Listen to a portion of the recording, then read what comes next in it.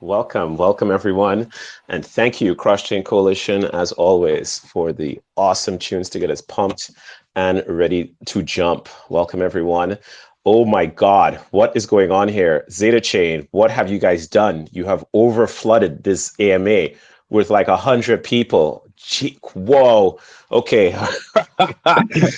The Zeta Chainers roll deep. Oh my goodness. Represent Zeta Chain community. Give yourself a hand and a round of applause. We've had a lot of people come on this AMA, and Zeta Chain community is crushing it. Just simply letting everybody know this is a standard for a hot community. So congratulations, Zeta Chain community. Thank you for joining us. Welcome everybody. Cross Chain Coalition community, don't worry, you're smaller. You got wasted last night in Lisbon, so relax. Thank you to the Cross Chain community for making this happen. Everybody in the Cross Chain Coalition who supports cross chain activity, and of course, welcome to Future Proof. Today is Tuesday, Nov 1, 2022, as we enter in the last 2 months of the quarter, the last 2 months of the year, and the last 2 months of the launch of yet more awesome into the Cross Chain Coalition, and of course the Cross Chain ecosystem. And today we are super pumped and excited to have the ZetaChain, ZetaChain community represent. The ZetaChain community is here, as well as our leads from ZetaChain. So who's with us today from ZetaChain? You got Jonathan, the head of community here, and we're working to get Brewmaster set up as a speaker here, our CTO. I think Copy he's in that. this. Yeah. Copy that. Yeah, if there's no room, there's just simply no room because ZetaChain is taking over everything. Poor Brewmaster is like struggling here. So Jonathan, welcome, and congratulations to your work and efforts on again nurturing such an amazing community. We just can't wait to hear what's happening. Of course, everyone, if you're listening or if you're reading the blog or if you're watching the video and the YouTube snippets, this is Future Proof with ZetaChain. We're going to talk to ZetaChain a little bit about the history of ZetaChain, the Web3 interoperability challenges. We're going to go deep, so it might get boring because we're going to get technical. We're going to talk about cross-chain communication trends, looking at it, and of course, we're going to talk about ZetaChain's alpha. What is the new paradigm for dApp development and UX? And of course, how can when token? Because we always want to know. ZetaChain token is going to be hot. With that, is Brewmaster still getting his Twitters up? Is he talking to Elon? Because this is Elon's platform now. So waiting. Let's see. All right, cool. I got Ponru on a Zoom here, so we're gonna manage to make this work. Nice. I'm loving it. Yeah, there he is. All right. Can you hear us okay? Yeah, I'm sorry. I can't join the Twitter space on browser and mobile app for some reason. I have to go through this Zoom with Jonathan. I hope my voice is clear. Now, also, I tend to be loud. Folks are giving me feedback. I tend to be loud and over enthusiastic. If at any point you guys have to cut me off while talking, please feel free to cut me off. It's all good. I will also try to talk slower. And try to be a little more cognizant, knowing that we're doing this Zoom over Twitter Spaces. So let's begin. Welcome, ZetaChain. Tell us, how this amazing community, an amazing protocol get started? Introduce us to the ZetaChain story. Yeah, I can jump in here first. I think it all starts with the need for this kind of technology and better interoperability in the space. For us, the team behind ZetaChain got together last summer, and basically since the creation of Ethereum, we've all seen a lot of growth of alternative layer one blockchains out there, and it's pretty safe to say we're operating in this multi-chain environment, both users like you and me and everyone on this call, but also builders as well. And our founder and Ponru, who's also with us, our CTO, noticed that there's no public blockchain out there with full interoperability and a sort of future-proof connectivity to all chains and layers. You have like various patchy solutions out there known as cross-chain bridges that will wrap and lock tokens in a parking lot, if you will, and that's created all sorts of serious vectors of attack.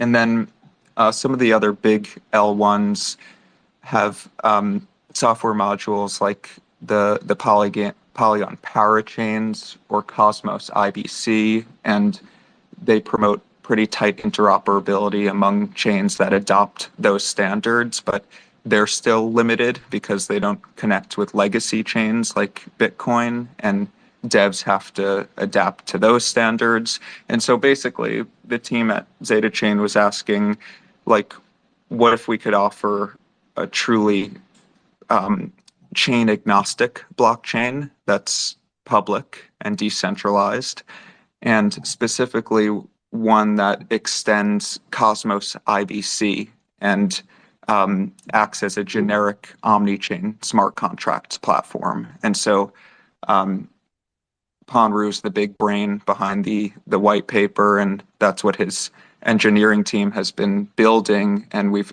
shown off some of what the Omnichain interoperability protocol is capable of in the past 30, 60 days. And that's what has made us blown up to like 200,000 users on testnet. And we have some pretty exciting stuff coming. So I think the momentum is going to continue. Wow, 200,000 users on testnet. Congrats. Sorry, you were calling in Panru there. Oh, no, thank you. Yeah, I wanted to tap Panru. Anything that you want to add around this story behind ZetaChain and maybe how you got involved? Yeah, that was a pretty good summary and introduction. Thank you, Jonathan. By the way, if my audio is not clear, please let me know. I just want to add that I'm not exactly CEO, but you know, we do not exactly have a very large team, and I don't think we have a CEO right now. But I think I am behind some of those early designs and overall coordination of the tech side. So just a little bit. It's awesome. So thanks, Panru, and thanks, Jonathan. So to confirm, ZetaChain is a Cosmos SDK chain with IBC for communications in IBC-enabled chains, and you want to be a truly, interoperable public blockchain that is also centralized. And so you mentioned legacy chains, but Bitcoin doesn't have IBC. So how would a Cosmos SDK chain with IBC communicate, say, to the Bitcoin blockchain in the ZetaChain world?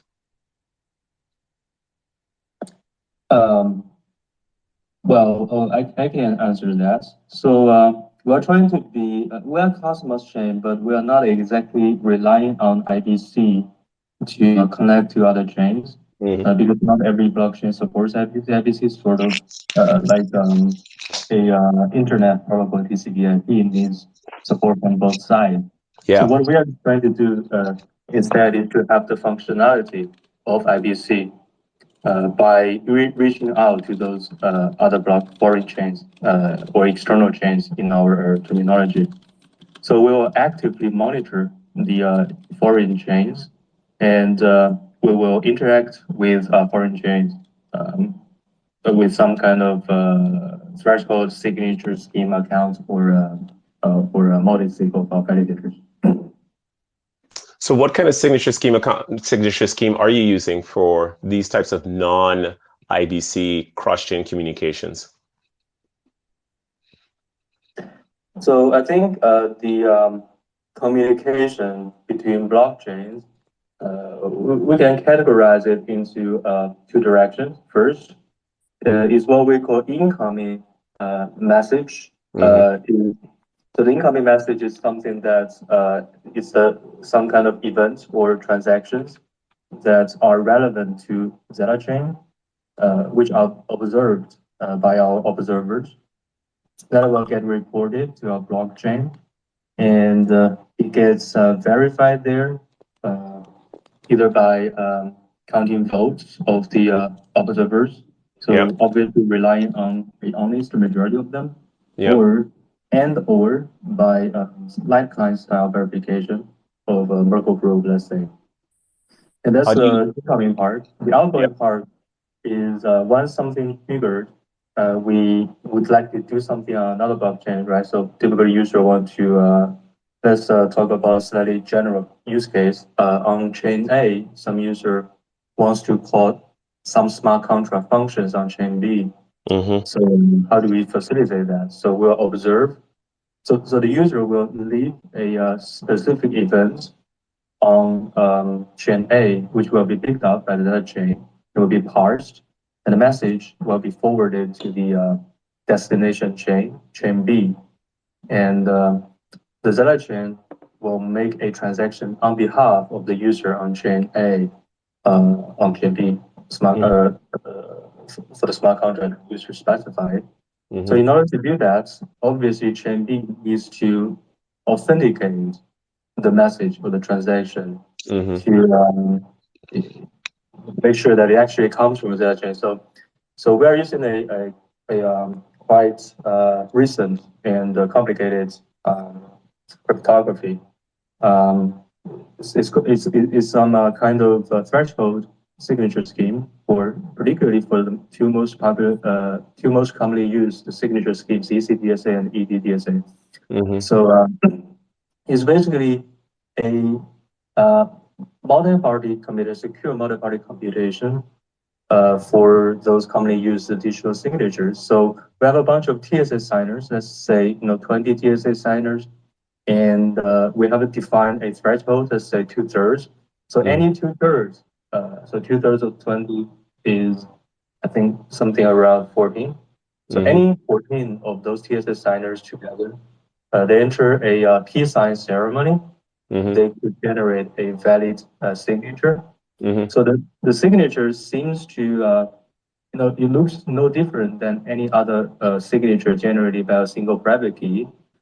So the chain B could authenticate a single TSS address. So that is without any smart contract capabilities. Bitcoin blockchain can authenticate that because to Bitcoin network is just simply a ECDSA signature.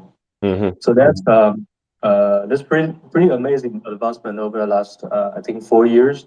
It was a very recent advancement, and it got more and more mature and popular. So some projects use that as well. Those really Thorchain use that, and Axila use that, and I think Alice and AnySwap, and nowadays called Multichain also use it.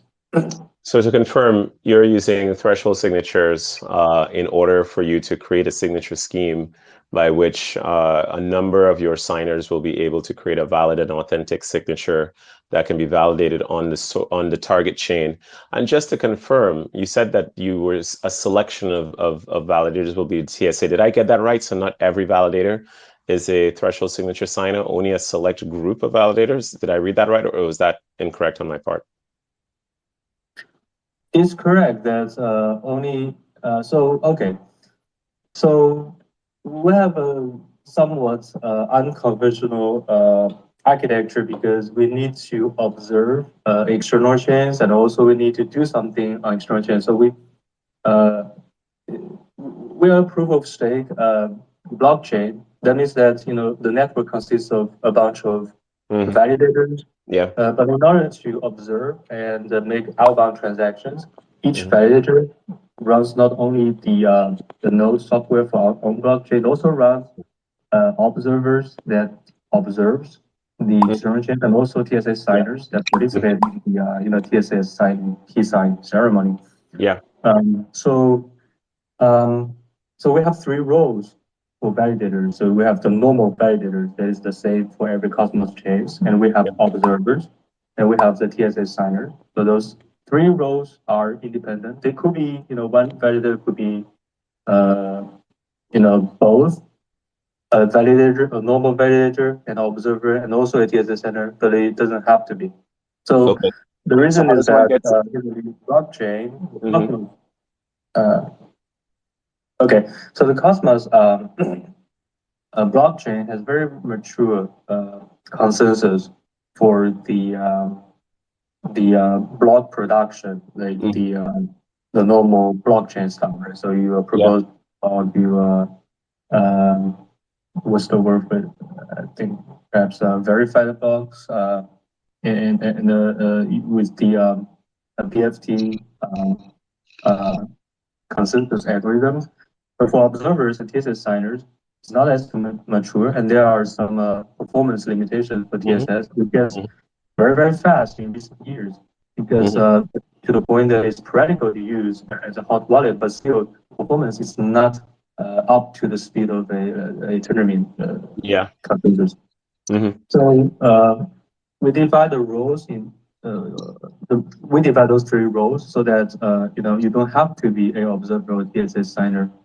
You can be a normal validator so that that part of the network can scale as well as any Mhm. Cosmos chains. I think 100 validators or maybe Mhm. 300 validators. Mhm. Observers is special. Mhm. Um, TSA centers is always also special. So we have a special customized incentives for sort of making sure that the behavior is correct and timely. Mhm. And we also demand a lot more bonds for Mhm. those critical rules.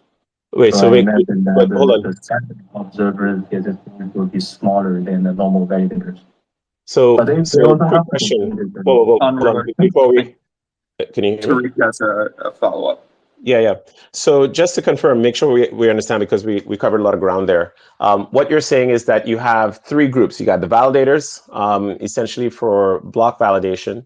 You have observers for observing transactions that happen across other networks.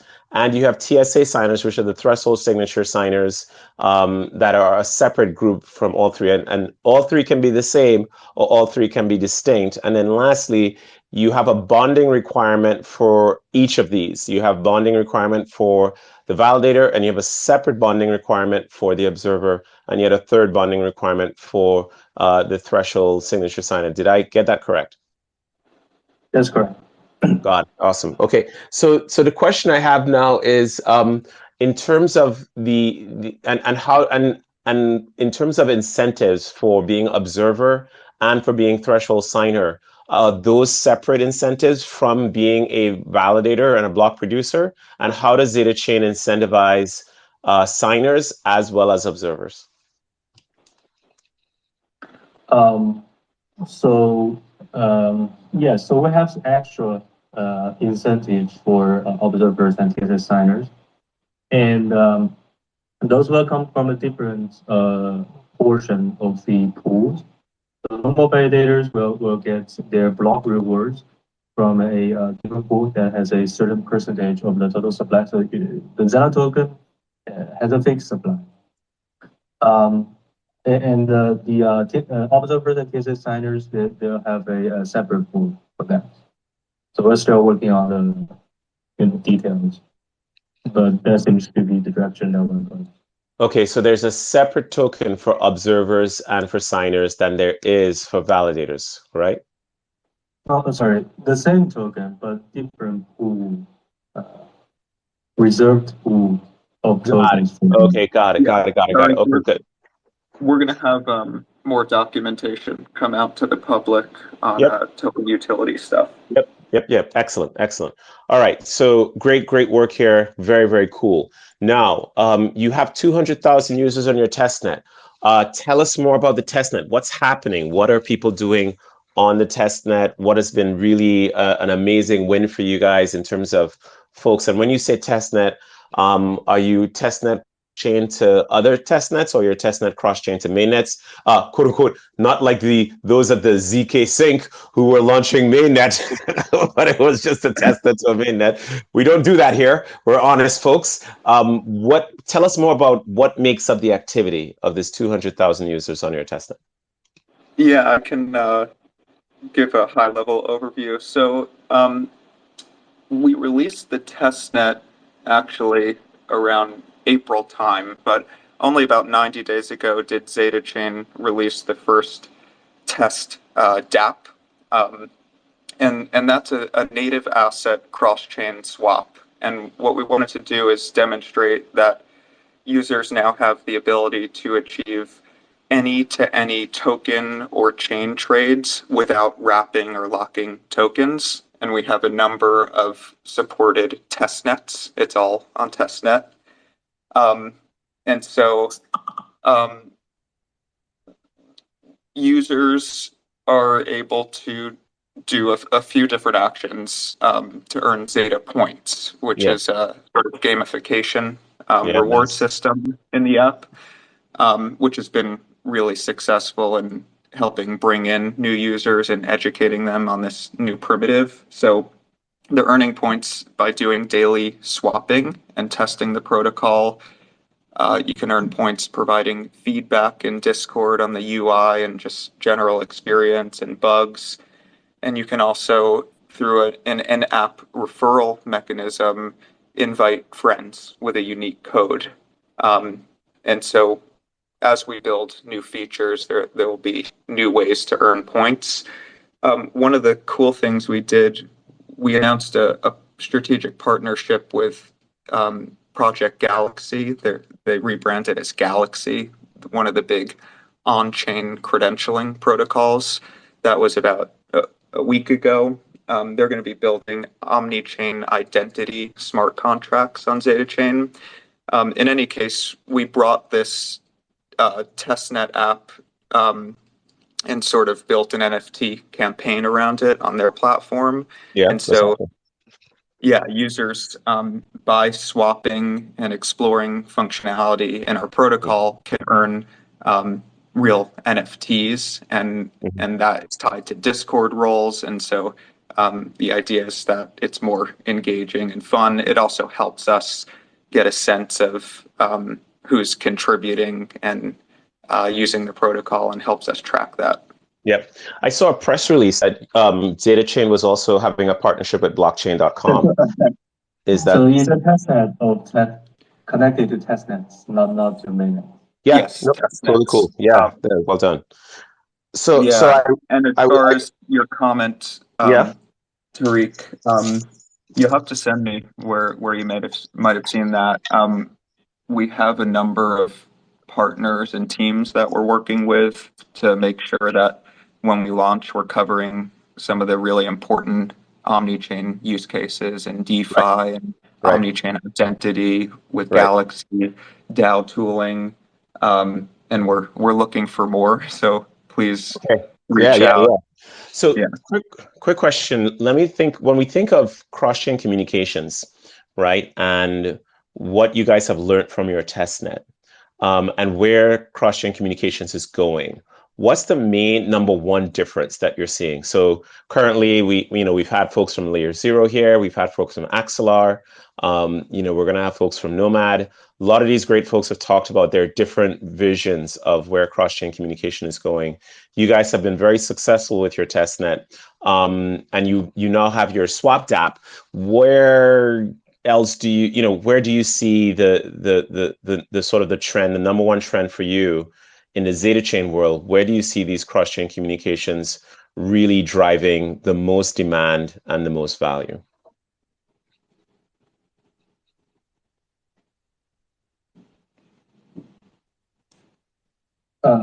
Jonathan, you want me to say a few words about the tech?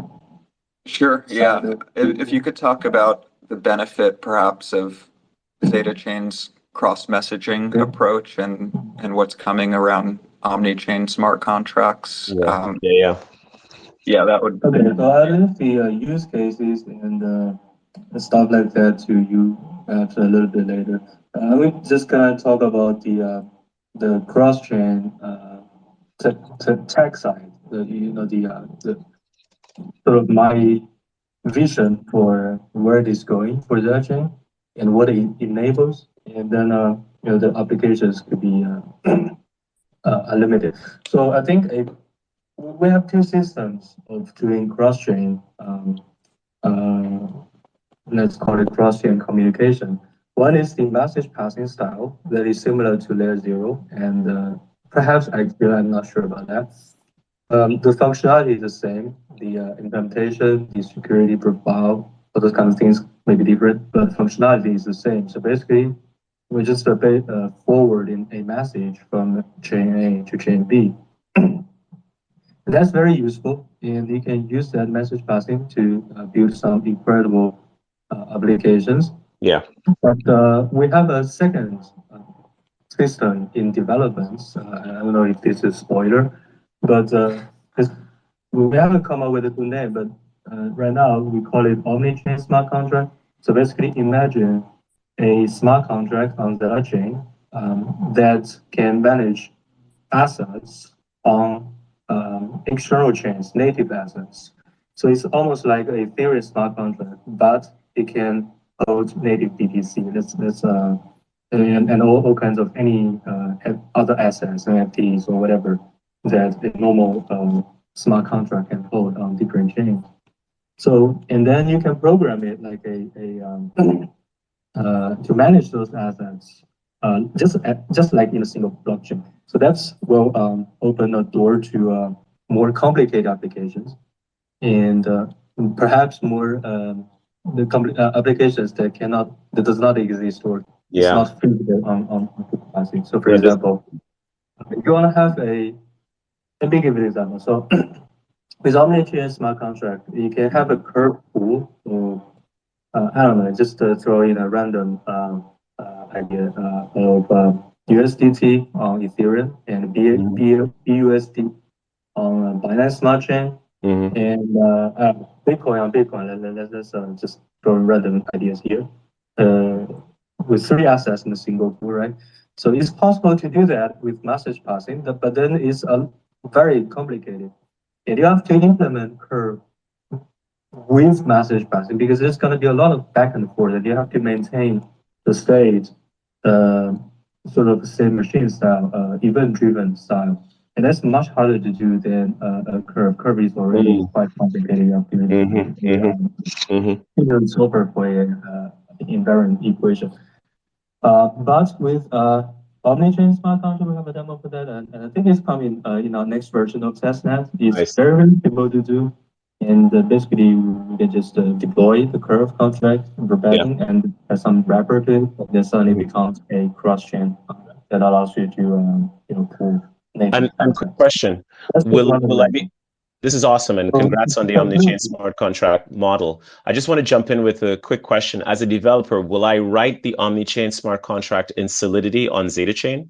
So is ZetaChain able to allow me to write Solidity, or will I have to write something like CosmWasm, as most other Cosmos chains require me to write to send commands, or write a custom Go module for this? Solidity. You write EVM.